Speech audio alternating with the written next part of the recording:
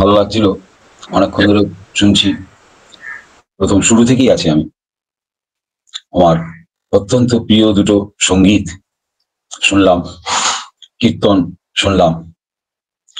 এর আগে বিশ্বেশ্বরদা যে সঙ্গীতটি করলেন সেটা আমার খুব প্রিয় সঙ্গীত, আর পান্নাদার কীর্তনটাও খুব প্রিয়।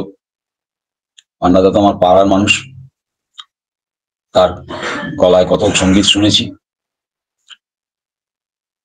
এখনো শরীর মন রোমাঞ্চিত হয়ে উঠছে, একটা ভাব বিভোর পরিবেশ তৈরি হয়েছে। পরম দয়াল ঠাকুর, পরমার্থ জগৎজননী, পরমার্থ পিতৃদেব, পরম পূজ্যপাদ আচার্যদেব, ইষ্ট পরিবারের সমস্ত প্রণম্যজনকে আমার প্রণাম। আমার এই জাগরণীতে অপরেশ দা, এই করোনা পুজোর সময়ে তার সঙ্গে আমার পরিচয়। আমি অন্তর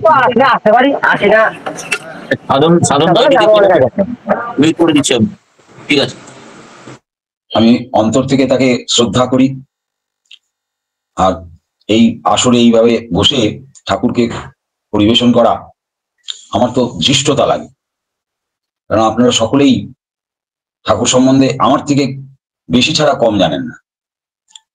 আপনাদের কাছে ঠাকুরকে নতুন করে পরিবেশন করার সাহস আমার নেই, তবুও একটা সৎসঙ্গ অনুষ্ঠানে গতানুগতিক ভাবে আমাদের আলোকপাত করার বা পরিবেশন করার একটা অভ্যাস আছে, রেওয়াজ আছে। আমি সেই থেকেই কিছু বলার চেষ্টা করছি। এখানে অনেকদিন আগে হয়তো কিছু কিছু কথা আমি বলেছি, ইষ্ট প্রসঙ্গ কিছু কিছু করেছি, আমার মনে পড়ছে না, তবে করেছি মনে হচ্ছে। আমি ভক্ত নই, তবে ভলেন্টিয়ার, স্বেচ্ছাসেবক হয়েছিলাম।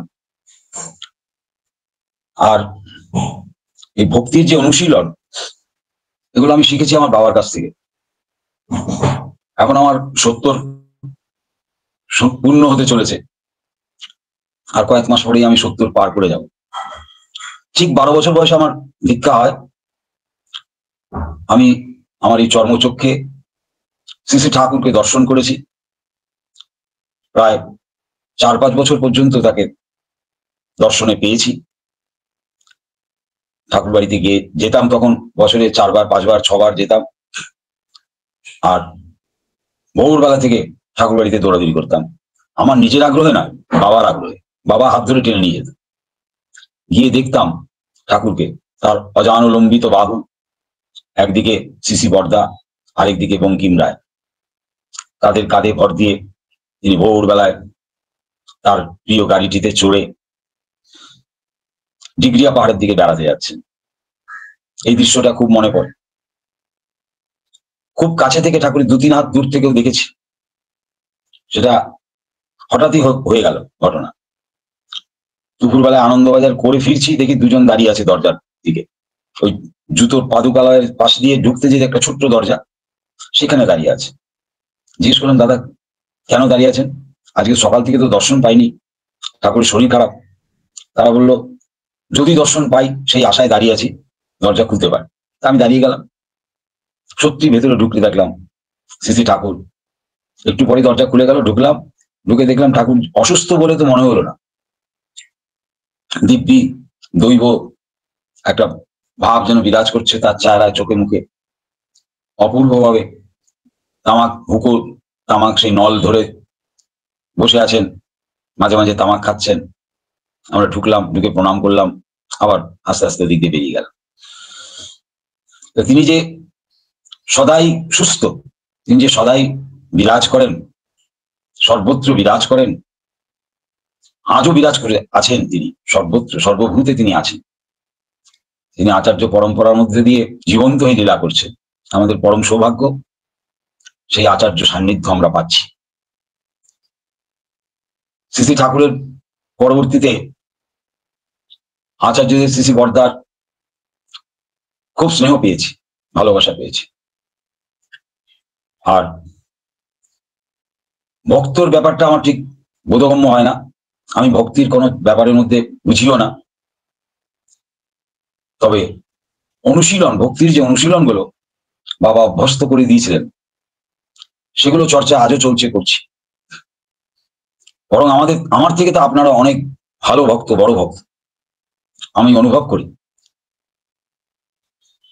শ্রী শ্রী ঠাকুরকে আমাদের প্রত্যেকের অন্তরের মধ্যে জাগিয়ে তোলার যে সাধনা, ভক্তির অনুশীলনের লক্ষ্যই হচ্ছে অন্তরের ঠাকুরকে জাগিয়ে তোলা। আমাদের এই অন্তর্মুখী অভিযান আমরা প্রত্যেকেই সদা ব্যস্ত। তাকে কি করে জাগিয়ে তুলব আমাদের ভেতরে?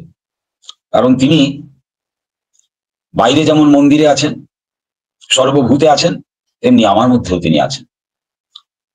তাই নিজের মধ্যে তাকে ফুটিয়ে তোলা, জাগিয়ে তোলা, এটা একান্ত দরকার।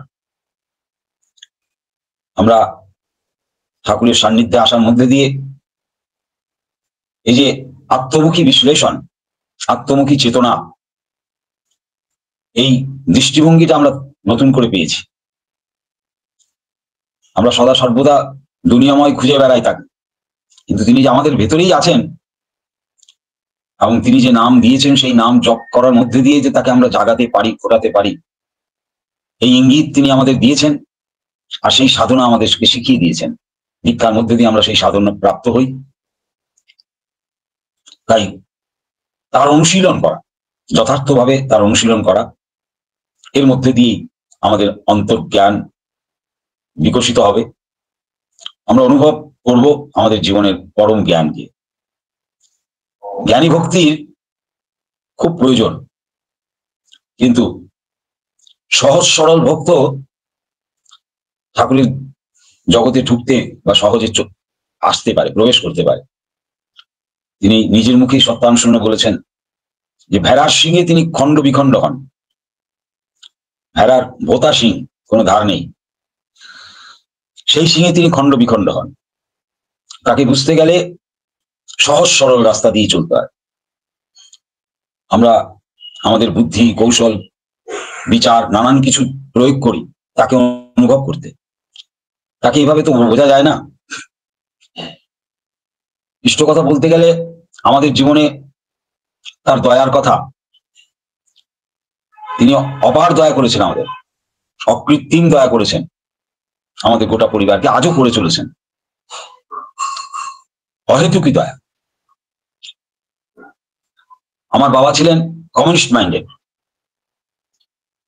স্বাধীনতার সংগ্রামের আগে, মানে স্বাধীনতার আগে, 47-এর আগে বাংলাদেশে থাকতে বাবা কংগ্রেস মাইন্ডেড হয়ে সংগ্রাম করেছেন, দেশ স্বাধীনতার জন্য চেষ্টা করেছেন। এবং ঠিক 47-এর দিন 15ই আগস্ট বাংলাদেশ ছেড়ে, মানে আমার বাবার দেশ হল সিয়ট হবিগঞ্জ গ্রাম, সুজাতপুর, সেখান থেকে বেরিয়ে 300 টাকা নিয়ে তিনি এই দেশে এসেছিলেন। আমার বাবা নিজে জমিদারি করেছেন। আমরা জমিদার ফ্যামিলির মানুষ, যদিও জমিদারি নেই তবু জমিদার সঙ্গে পদবিটা আছে। এসে এদেশে হেন চেষ্টা নেই যা করেন, অজস্র সংগ্রাম করেছে নিজের ক্ষুণ্ণি বৃত্তির জন্য, বেঁচে থাকার জন্য। কোনো কাজে কখনো বাবা পিছিয়ে থাকতেন না। প্রচন্ড পরিশ্রমী ছিলেন, রজগুণের অধিকারী ছিলেন, আর নিজের বুঝের ওপর চলতেন, নিজের বোধের ওপর চলতেন। কেউ তাকে কোনো কথা চাপিয়ে দেওয়া বা বুঝিয়ে দেওয়া সাধ্য ছিল না। ঈশ্বরের প্রতি বিশ্বাস তার ছিল, আবার ছিল না। তথাকথিত ঈশ্বর বিশ্বাসীদের কাছে তিনি ঘেঁষতেন না। তিনি রাম ভক্ত ছিলেন, জয় রাম করতেন, নিজের মতো করে করতেন। একটা ঝাড়ু দেওয়াও তিনি এত যত্ন করে ঝাড় দিতেন, মানে দেখবার মতো, ঝকঝক চকচক করে দেওয়া।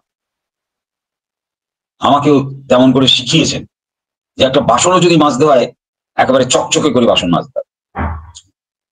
কোনো কাজকে অবহেলা করা যাবে না, প্রত্যেকটা কাজেই ঈশ্বরের পুজোর মতো যত্ন করে, ভালোবাসা দিয়ে, অত্যন্ত আগ্রহ নিয়ে সেই পুজোকে সমাপ্ত করতে হবে। এমনতর ভাবে বাবাকে কাজ করতে দেখেছি। বাবাকে আমাদের এই পাড়ায় পাতিপুকুর, এখানে এসকে দেব রোড আমাদের বাড়ি, অপরেশ দা এসেছিলেন আমাদের পাড়ায় কয়েকদিন আগে, ঠিক তার থেকে কয়েক মিনিট দূরেই আমার এই আবাসস্থল। এখানে দুজন গুরু ভাই এসে বাবাকে দীর্ঘ 6 মাসের ওপর ঠাকুরের কথা পরিবেশন করেছিলেন। আর বাবা তখন গভর্নমেন্ট সার্ভিস 2বার করেছেন, ছেড়েছেন। লাস্ট যে গভর্নমেন্ট সার্ভিস, যেটা সেন্ট্রাল গভর্নমেন্টের চাকরি, বেঙ্গল গভর্নমেন্টের চাকরি 6 মাস করে ছেড়ে দিয়েছিলেন একবার। তারপরে সেন্ট্রাল গভর্নমেন্টের চাকরি 7 বছর করার পরে permanent service, promotion next officer গ্রেডে হবে, সেই চাকরি ছেড়ে দিয়ে বেকার অবস্থায় প্রাইভেট চাকরিও করেছেন। পটেনি, বনেনি, মেজাজের বনেনি। টাকা পয়সা, আমার কালকে কি চলবে এসব বাবা ভাবতেন না, ধুমধাম করে চাকরি ছেড়ে দিতেন মেজাজে খারাপ লাগে, অসুবিধা লাগে। সেই রকম একটা মানুষ, কঠিন মানুষ, আমি ঠিক বলতে বোঝাতে পারছি না। আমরা ভীত হয়ে থাকতাম, সন্ত্রস্ত হয়ে থাকতাম বাবার উপস্থিতিতে। যেমন তিনি রেগে গেলে রাগ তার শেষ হতো না, ঘন্টার পর ঘন্টা তার রাগ থাকতো। এইরকম একটা মানুষের ঠাকুর প্রাপ্তি, যদি তার দয়া না হতো, তিনি দয়া না করতেন, তাহলে বাবা পেত না। সেই গল্পটা একটু ছোট্ট করে বলছি। বাবা এইরকম সময় মনটা একটু বোধহয় সম্ভবত বাইরে থেকে বাবাকে বোঝা যেত না, সবসময় কর্মের মধ্যে দিয়া কখনো তিনি বসে থাকতেন না, অলস ভাবে কাটাতেন না। সবসময় তিনি ব্যস্ত, কাজ নিয়ে ব্যস্ত, একটার পর একটা কিছু করেই যাচ্ছেন। তা তিনি এই কাজ করতে করতেই একসময় তার অনুভব হলো যে তিনি যেন চারিদিকে শুধু মৃত দেখছেন। Dead bodies are passing, dead bodies are cycling. দোকানদাররা বসে আছে, সব যেন ডেড বডিরা বসে আছে। বাবা নিজেকে চিমটি কেটে দেখেছে যে আমি কি মরে গেছি, আমি কি পৃথিবী থেকে এখন মরলোকে এসে গেছি? চারিদিকে এত মৃত দেহ দেখছি কেন, মৃত মানুষকে দেখছি কেন? নিয়ে দেখলেন যে না, আমি তো জীবন্ত আছি, মৃত মানুষ কেন? আবার আস্তে আস্তে এই ভাবটা কেটে যেত, ভোটটা কেটে যেত। এইরকম অবস্থায় ওই দুজন গুরু ভাই বাবাকে বলতে বলতে ক্লান্ত হয়ে গেছে। বাবা একদিন নিজের মুখেই বললেন যে দাদা, আপনারা যেসব ভালো ভালো কথা বলেন, আমার এক কান দিয়ে ঢোকে আরেক কান দিয়ে বেরিয়ে যায়, আমার মাথায় কিছু থাকে না। আর আমি তো বয়স হয়ে গেছে, বুড়ো হয়ে যাচ্ছি, আমাকে আর কি নতুন করে মানুষ করবেন? বরং ছোট ছোট ছেলেপেলেরা যাতে সুন্দর জীবনের অধিকারী হয়, সুচরিত্রের অধিকারী হয়, তার জন্য একটা লাইব্রেরি খুলি, এটা আমার অনেক দিনের ইচ্ছা। আপনারা যদি সাহায্য করেন তাহলে হতে পারে। তারাও যেন একটা সুযোগ পেয়ে গেল, খুব ভালো, আপনি লাইব্রেরি খুলবেন, আসুন, আজকে একটা সৎসঙ্গ আছে, আপনি সেখানে আসবেন, এই অঞ্চলের বহু বিশিষ্ট মানুষরা আসবে, তাদের কাছে প্রস্তাব রাখবেন এবং সেখানে কমিটি ফর্ম করে আমরা সঙ্গে সঙ্গে লাইব্রেরি শুরু করে দিতে পারবো। বলে হ্যাঁ, লাইব্রেরি হলে মহাপুরুষদের জীবনী বই থাকবে, ছোট ছোট ছেলেপেলেরা তাদের জীবনী বই পড়ে তারা প্রেরণাপুষ্ট হবে কেমন করে উন্নত চরিত্রের অধিকারী হওয়া যায়, একটা উন্নত জীবনের অধিকারী হওয়া যায়, তার জন্য তারা তৎপর হবে। এমনতর ভাবে বাবার মনে খুব আগ্রহ যে বাচ্চাদের একটা লাইব্রেরি হোক। দেশের বাড়ি থাকতে বাবা অনেক যুব সংগঠন করেছেন, নাইট স্কুল করেছেন, বয়স্কদের পড়াশোনার ব্যবস্থা করেছেন, মুসলমানদের মধ্যে অক্ষর জ্ঞান পরিচিতি করার জন্য চেষ্টা করেছেন। সবাই ব্যস্ত থাকতেন তো স্বাধীনতার সংগ্রামের মধ্যে, তখন অল্প বয়স বাবা। তো সেই মানুষটা আবার নতুন করে লাইব্রেরি করার জন্য উদ্যোগ নিলেন, ওই সৎসঙ্গে গেলেন। আর সৎসঙ্গে গিয়েও বাবা তাদের জায়গা যে সত্যঞ্জিতে বসলেন না, যদি শুনেছেন অনেক টুকটাক থাকে, জাদুমন্ত্র থাকে, কোনোভাবে যদি কোনো বশীভূত হয়ে যায়, এই ভেবে সত্যঞ্জির বাইরে বাবা বসে থাকেন। বসে থেকে যখন সৎসঙ্গ শুরু হলো, কিছুক্ষণের মধ্যেই বাবা ওই সৎসঙ্গের মধ্যে জীবন্ত মানুষ দেখলেন, আলোর জ্যোতির খেলা দেখলেন।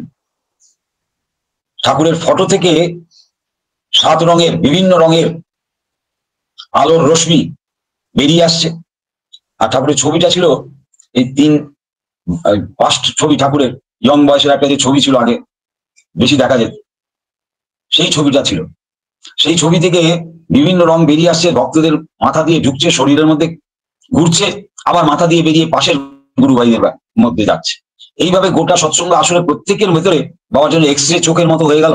বাবা নিজেই এবার গল্প করেছেন, বলেছেন প্রকাশ্যে সৎসঙ্গ অনুষ্ঠানে দাঁড়িয়ে বলেছেন এই ঘটনা, এই কাহিনী। আমি সেটাই আপনাদের কাছে রিপিট করছি। সেই আলোর জ্যোতির খেলা দেখে স্টান্ড হয়ে বসে থাকে বাবারা, জ্ঞান হুঁশ নেই।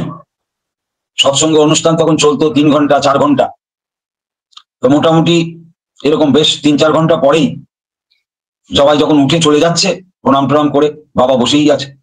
সেই গুরু ভাই এসে বাবাকে ঠেলা দিল। একজন সমীর বোস, পরবর্তীকালে কাছড়াপাড়ায় তিনি ট্রান্সফার হয়ে গেছিলেন, রেলে চাকরি করতেন, আগে তাঁতের ফ্যাক্টরিতে চাকরি করতেন আমাদের পাড়ায়, উইভিং ফ্যাক্টরিতে। আরেকজন হচ্ছে সুধীর সামন্ত বলে, এই পাড়ার দুজন লোক, ভক্ত লোক। তারা বাবাকে ঠেলা দিয়ে, দাদা সবাই তো চলে যাচ্ছে, আপনি র্যালি করবেন না? বাবাকে ধাক্কা দেওয়ার পরে বাবার চেতনা আসে। তাই তো। কিন্তু বাবা তখন বলল যে দাদা আমি দীক্ষা নেব। বাবা অন্য কোনো কথা শোনেননি, যা শুনেছেন হয়তো আগে আপচা আপচা শুনেছেন, কিন্তু বাবার অনুভূতিতে আসলো যে এইখানে যখন জীবন, এখানে ঈশ্বর, এমন জীবনের স্বাদ বাবা আগে কখনো পায়নি। আগে বাবা মৃত্যুকে দেখেছে, হতাশা দেখেছে, দুঃখ কষ্ট ক্লান্তিতে দেখেছে। মানে তখন আর্থিক অবস্থা এমন হয়ে গেছিল, 3-4 বছর ধরে বেকার জীবনযাপন করার পরে, মানে শেষ পুঁজিটুকু সম্বল করে এটা সেটা ব্যবসা অনেক কিছু করার চেষ্টা করেছে। লাস্টে একটা লন্ড্রির মতো দোকানও খুলেছে, সেটাও চালাতে পারছেন। তো বাবা সম্পূর্ণভাবে একেবারে ভেঙে পড়েছিলেন। কিন্তু বাইরে থেকে বাবাকে বোঝা যেত। 10 টাকা রেশন খরচা তখন জোগাড় হতো না। মা লেডি ডিপ্লোমা স্কুলে টিচারি করতেন এই হাতিবাগানে, সেখানে বোধহয় 50 টাকা মতো তখন পেতেন মাসে। তাই দিয়ে ওই 10 টাকা রেশন খরচা উঠে যেত। এইরকম ভাবে আমাদের কষ্টের মধ্যে দিন চলছে। আমাদের বাড়িটা তো টালির বাড়ি, এখন বেড়ার বাড়ি, কলোনি, উদ্বাস্তু কলোনির বাড়ি। স্বাভাবিকভাবে আমরা মেনে নিয়েছি এই পরিস্থিতি। বাবার যখন বললেন দীক্ষা নেব, দাদা বললেন, ঋত্বিক দাদা সেই ছিলেন বিদিত ভূষণ চৌধুরী, আমাদের এই এলাকার পাতিপুকুর এলাকা, তখন লেকটাউন এতটা জমেনি, 64-65 ইংরেজির কথা বলছি। পরের দিন সকালবেলায় দীক্ষা হবে, সেই পরের দিন আসলেন ঋত্বিক দাদা। আমাদের পরিবারে আমরা কয়েকজন, মা বাবা আমরা দুজন, আমাদেরকে বললেন, বসে গেলাম। আমাকে কেউ বোঝাতেও আসেনি বা আমি বুঝতেও চাইনি। বাবার প্রতি একটা সমীহ ছিল, সম্ভ্রম ছিল, ভয় ছিল। বাবার কথা অমান্য করলে রক্ষে নেই। তো বসে গেছি, দীক্ষা পেয়ে গেছি। আমার ঠিক 12 বছর বয়সে দীক্ষা হয়েছে, আমার ভাইয়ের একটু কম হয়েছিল। এইরকম অবস্থায় আমরা ঠাকুরের সৎনাম প্রাপ্ত হই। তারপরে বাবা ঠিক করলেন যে জীবনে যা কিছু করেছি নিজের ইচ্ছা, নিজের খেয়ালে করেছি, এখন থেকে ঠাকুরকে জিজ্ঞাসা করে জীবন পরিচালনা করুন। তা ঋত্বিক দাদার সঙ্গে কথা বলে নিলেন যে ঠাকুরকে জিজ্ঞেস করতে হবে, ঠাকুরের কাছে পৌঁছে দিতে হবে, আমি দেওঘরে যাব। দেওঘরে যাবো বললেন, কিন্তু পয়সা নেই। নানান ভাবে চেষ্টা করে ধার দেনা করে জোগাড় করে গেলেন দেওঘর। প্রথম দিন ঠাকুরের দর্শন পাওয়া গেল না। ঠাকুর সুস্থ, খুব ভালো সুস্থ নয়, এই জন্য তিনি আড়ালেই থাকলেন। সেকেন্ড দিন দেখলেন একটা কিউ দাঁড়িয়ে আছে সবাই দর্শন করার জন্য, দর্শন হচ্ছে। সেদিন বৈশাখের উৎসবে গেছিলেন, তা কিউতে গিয়ে লাইন দিয়ে গিয়ে বসা, একটা ঠাকুরকে নিবেদন করা। সেইভাবে বাবা গিয়ে ঠাকুরকে নিবেদন করলেন, ঠাকুর আমি চাকরি করেছি, ব্যবসা করেছি, কোনোটা করে কিছু করতে পারিনি, আপনি বলে দেন কি করলে আমার ছেলেপুলের মুখে দুটি অন্ন দিতে পারি। এইটাই ছিল বাবার একমাত্র প্রার্থনা ঠাকুরের কাছে। ঠাকুর তামাক খাচ্ছিলেন, হাতটা এরম করে তুলে বললেন, জুতোর কারখানা করবি। তারপরে বললেন, ছোট করে আরম্ভ করবি, ধীরে ধীরে বড় করবি। বাবা শুনে তো স্টান্ড হয়ে গেছে। বাবা আবার নিবেদন করলেন, ঠাকুর আমি কপর্দক শূন্য। তখন ঠাকুর আবার বলে দিলেন যে ছোট করে আরম্ভ করবি, ধীরে ধীরে বড়। ঠাকুরের মুখের এই কথাটা সম্বল করে বাবা কলকাতায় আসলেন, এসেই কারখানা শুরু করে দিলেন। মানে বৈশাখে উৎসবে গেছিলেন, তারপরে অক্ষয় তৃতীয়ার দিন বাবা ব্যবসা শুরু করলেন। এর আগেও ব্যবসা করেছে, কিন্তু টেকাতে পারেননি, ভেঙে পড়েছে ব্যবসা। বাবা নিজে সেই সময় লেদার টেকনোলজিস্ট। বাবার একটা অনুভূতি, জ্ঞান, অভিজ্ঞতা কিছুটা হলেও ছিল। এই লাইনে প্রচুর পুঁজি লাগে, টাকা পয়সা লাগে, লেবার লাগে, লোকজন লাগে, মিস্ত্রি লাগে। অত্যন্ত অভিজ্ঞ লোকরাও হার মেনে যায়। সেইখানে দাঁড়িয়ে বাবা ঠাকুরের কথা প্রতি বিশ্বাস রেখে চেষ্টা করতে লাগলেন। আর অদ্ভুত ভাবে যেন সেই সময়টা চেঞ্জ হয়ে গেছিল। ঠাকুরের মুখের কথার সঙ্গে সঙ্গে গোটা এনভায়রনমেন্টের মধ্যে যেন একটা পজিটিভ আবহাওয়া তৈরি হলো। বাবা যেখানে একটু হাত দিচ্ছে, যেখানে যা কিছু বলছে, যা কিছু করছে, সবটাই যেন তার বাবার পক্ষে সহায়ক হয়ে উঠছে। এবং অল্প কিছু দিনের মধ্যেই সে ব্যবসা দাঁড়িয়ে গেল। বড় বড় হোটেলে পার্টি দিয়ে, নানান রকম ভাবে উৎকোচ দিয়ে, নানান রকম ভাবে পটিয়ে পাঠিয়ে অর্ডার পাওয়া যায় না। বিরাট বড় কোম্পানি, বাটা কোম্পানির মতো কোম্পানির কাছ থেকে অর্ডার পাওয়া গেল, এবং পার্মানেন্ট অর্ডার পাওয়া গেল। তাদের বিশ্বস্ততা, তাদের ভালোবাসা, তাদের সঙ্গে কাজ করে প্রায় 40 বছর, 35-40 বছর আমরা বাটার সঙ্গে কাজ করেছি। সিসি বর্দা এর মধ্যে বাবাকে বলেছিলেন যে বাটাকে রাখ, কিন্তু সঙ্গে আরেকটা অন্য কর। আমরা সুযোগ করেও, চেষ্টা করেও করতে পারিনি, সময়ের অভাব। বাবার সঙ্গে সঙ্গে আমিও ব্যবসাতে লেগে গেলাম। পরবর্তীকালে ভাইও এসে লাগলো। আমরা সকলে মিলে একটা পারিবারিক ব্যবসার মতো হয়ে গেল।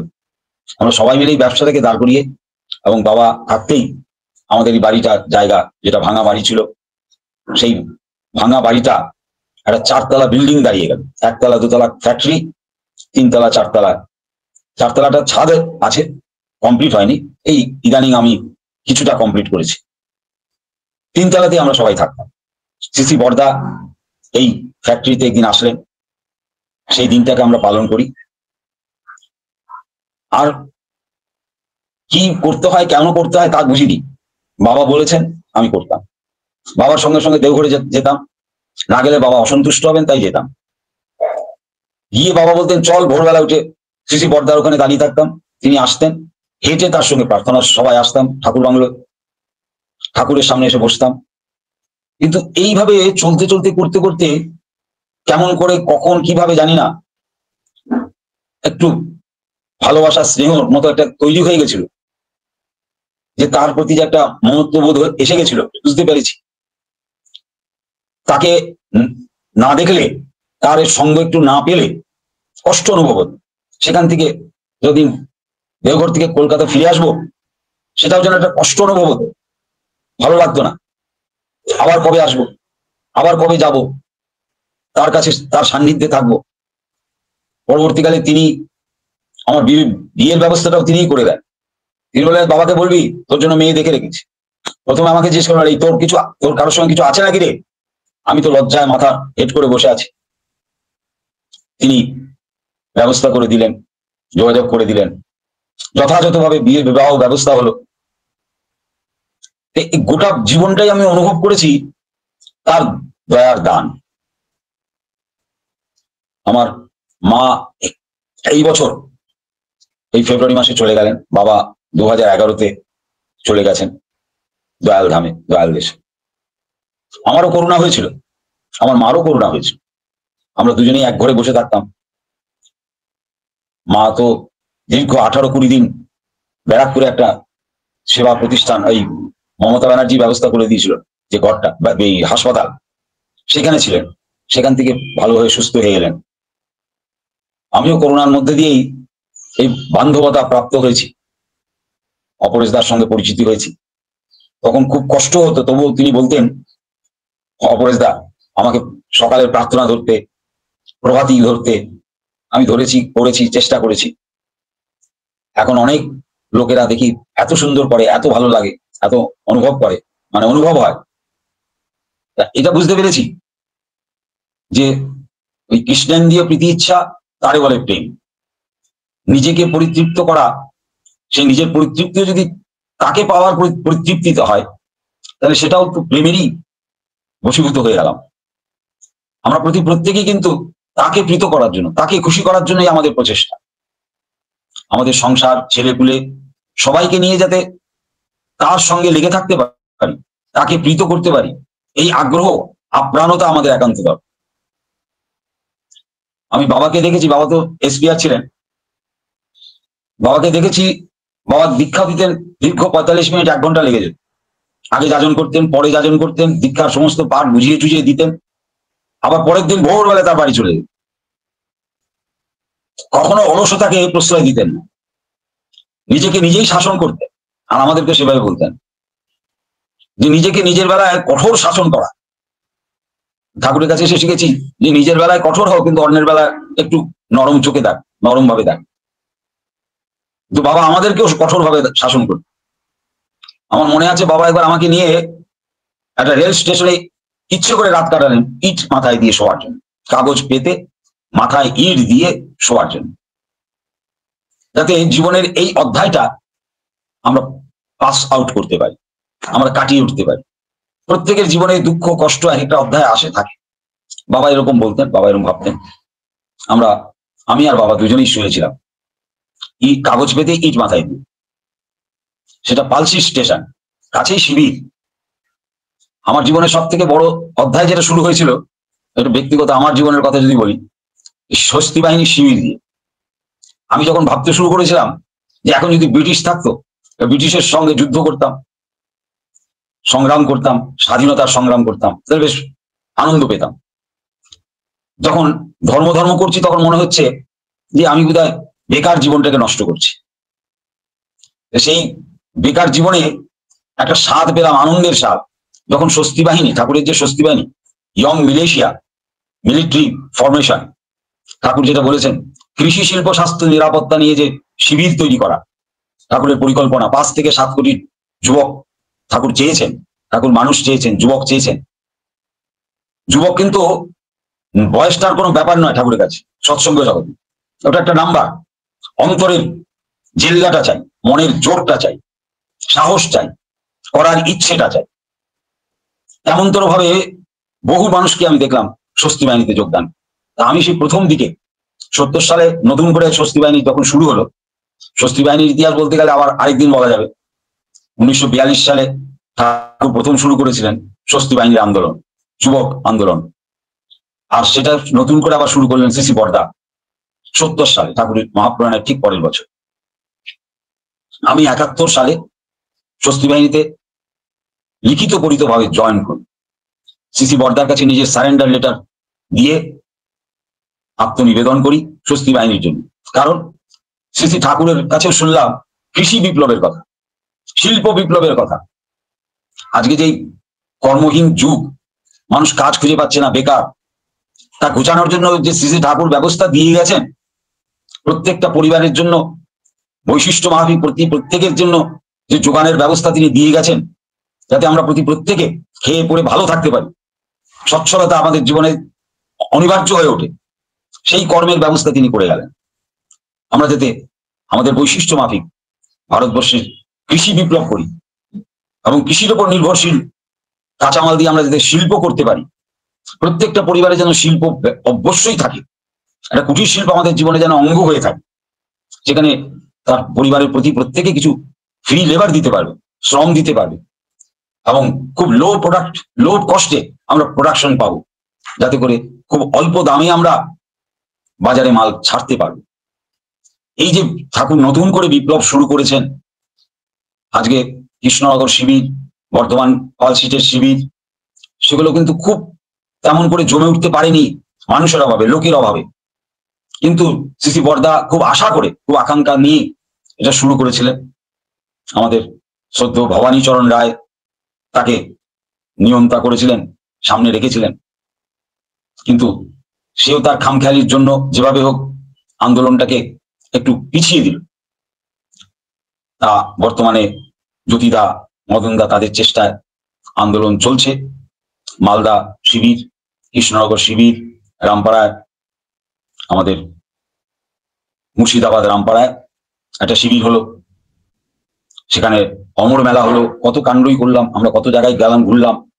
সে আরেকটা জীবন, আরেকটা আনন্দ ঘন তপস্যার জীবন, সাধনার জীবন, যে সাধনা করতে গিয়ে আমি বক্সিং শিখি, ক্যারাটে শিখি, জুডো শিখি, আইকিডো শিখি, নিজেকে অল ইকুইপড করা, সর্বতভাবে প্রস্তুত করা ইষ্ট সেবার জন্য, নিজেকে তৈরি করা। এই যে মানসিকতা, তার সেবার কাজে যাতে নিজেকে কখনো অপারগ না মনে হয়, সর্বদা নিজেকে সেইভাবে প্রস্তুত রাখা এবং প্রস্তুত করা। এবার যে সুযোগ পেয়েছি আমরা, ভারতবর্ষকে একটা নতুন রূপ দিয়ে দেবেন। ভারতবর্ষের প্রত্যেকটা মানুষকে তিনি এমন করে তুলবেন যাতে গোটা বিশ্ব সেখানে এসে আশ্রয় পায়, শান্তি পায়, স্বস্তি পায়। আমরা তারই পূজারি হতে চলেছি। আমরা তার সুযোগ্য শ্যামন্তর সুযোগ ব্যবহার করার কাজে যাতে আমরা লাগতে পারি, আমাদের জীবনকে ধন্য করতে পারি, সেই প্রার্থনা রাখি। সকলের মঙ্গল প্রার্থনা করি। আর এগুলো আমার বক্তব্য এখানে শেষ করছি। জয় গুরুদেব।